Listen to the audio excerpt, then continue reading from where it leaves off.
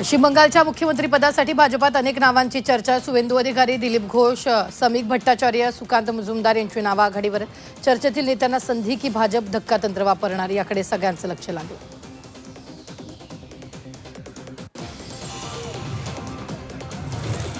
केरळमध्ये मुख्यमंत्रीपदासाठी काँग्रेसकडून विविध नावांची चर्चा। चेन्नीथला के.सी. वेणुगोपाल यांचं नाव आघाडीवर, तर शशी थरूर, व्ही. सतीशन यांचंही नाव चर्चेत।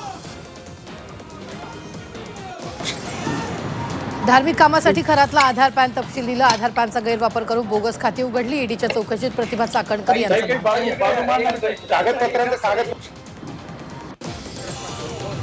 मुख्यमंत्री एकनाथ शिंदे भाकरी फिरवणार। दिवाळीच्या आधी मंत्रिमंडळात मोठे फेरबदलांची शक्यता। नव्या चेहऱ्यांना संधी दिली जाणार, सूत्रांची माहिती।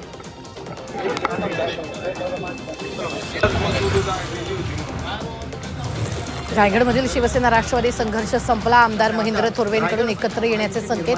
दोन्ही पक्षातील कटुता कमी झाल्याची महेंद्र थोरवेंची माहिती। उपमुख्यमंत्री अजित पवार आणि नागपुरात आयआयटीच्या विद्यार्थ्याची आत्महत्या। वसतिगृहाच्या 9व्या मजल्यावर मारली उडी। आत्महत्येचं कारण स्पष्ट, पोलिसांकडून तपास सुरू।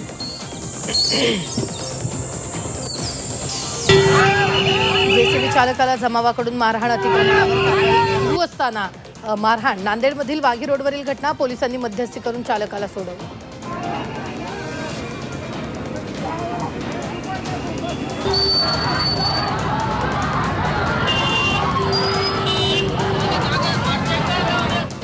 जळगावात अल्पवयीन मुलीचा विनयभंग। तरुणाविरोधात रामानंद पोलिसात गुन्हा दाखल। मुलीला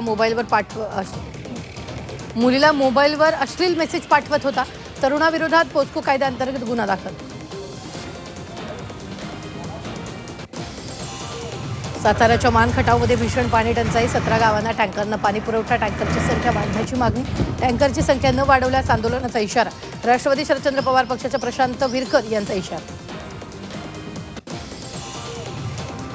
बायको नांदायला येत नसल्यानं पतीचा संताप। पोटच्या 2 मुलांना जाळण्याचा प्रयत्न। पत्नीच्या तक्रारीनंतर पतीविरोधात गुन्हा दाखल। बीडच्या माजल गावातील धक्कादायक घटना।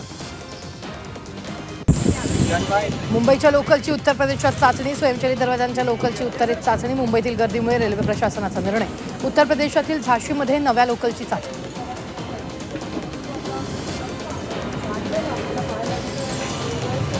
राज्यात लवकरच शिक्षक भरती। पवित्र पोर्टलवर जाहिरात नोंदणी प्रक्रिया सुरू। 1 ते 31 मे जाहिरात प्रसिद्धीसाठी मुदत। 1ली ते 12वी पर्यंतची रिक्त पदं भरणार। 12वी पुरवणी परीक्षेसाठी आजपासून अर्ज। परीक्षेसाठी आजपासून भरता येणार अर्ज। राज्य मंडळाकडून वेळापत्रक जाहीर। जून-जुलैमध्ये होणार परीक्षा।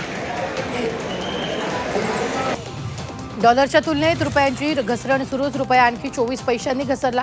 रुपया 95.8च्या नीचांकी पातळीवर।